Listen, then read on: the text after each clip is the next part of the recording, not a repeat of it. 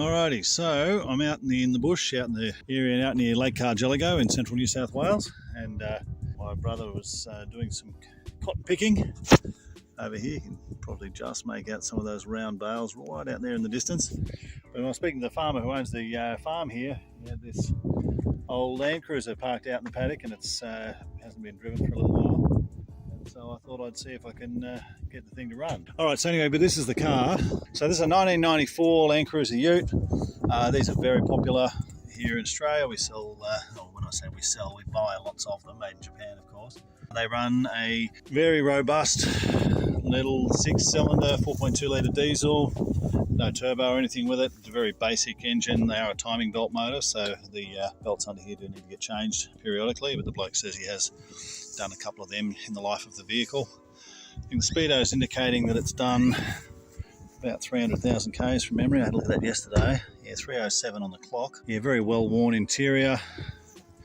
Worn right through the seat and the seat cover. It does have some of the original upholstery left there. Rear window is gone. I think it's had something hit it from behind. See, there's a slight bend in that shape there where something's hit the back of the cover. The back looks great out of it. So roof's a little bit denty as well. So something jump on that. Windscreen's showing a little bit of patina. But you're basically just a fairly standard type of farm ute. This is how they come after they've done, 30 years driving around paddocks and carrying who knows what. So what we've got under the bonnet then is seems to be basically complete actually. So everything's there. I checked the oil level.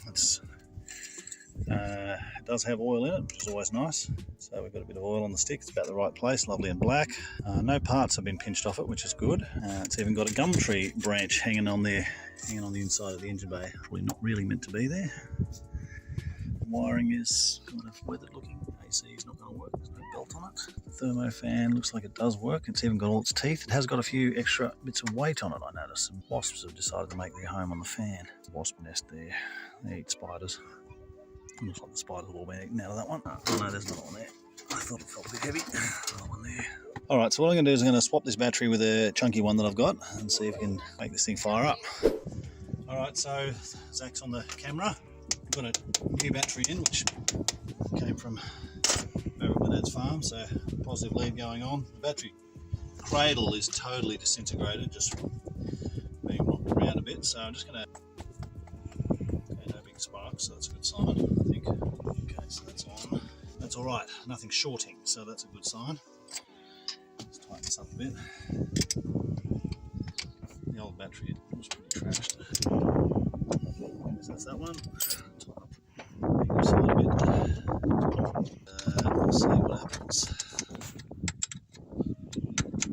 The actual battery cradle is totally disintegrated, so the battery's falling over at the moment, sort of leaning against the power steer pipe, so certainly it's not going to stay that way. They had it tied up with wire holding the whole thing up like that, which is a good solid farm repair.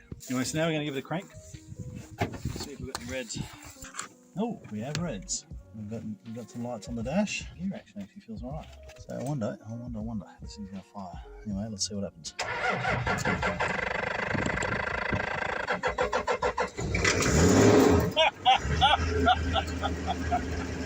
I don't know how many years this thing has sat here for. So typical Toyota diesel, this thing has sat for years here in this paddock. Windows open, rain and weather and all that going through the cabin. Replaced the battery and the flipping thing started straight up.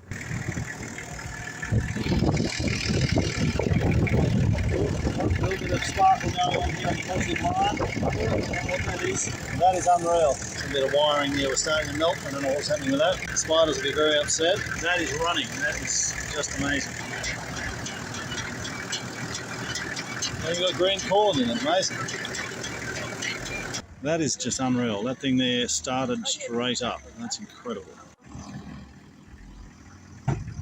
No clutch.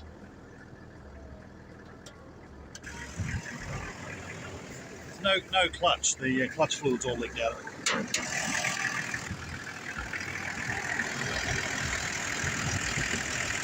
I don't think this is going to give me a clutch.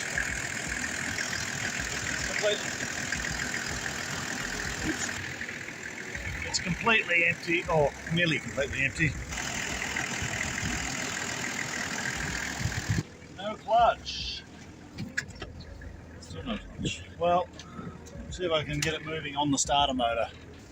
So I'll switch him off, pull it into reverse. So stand back, Zach. I'm going to just back it out on the starter.